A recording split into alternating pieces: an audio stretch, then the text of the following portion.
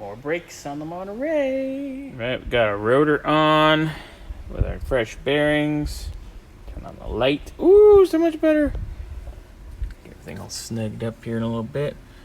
Got our inner pad on. Time to do our outer pad and the hardware. But first, retainer tabs. Just like that.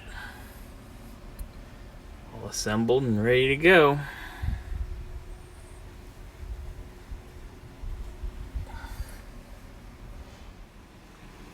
Front brakes done. Check. Complete. Gotta get those drums turned. Gotta find the rattle. The filler. Gotta replace the grill and the emblem.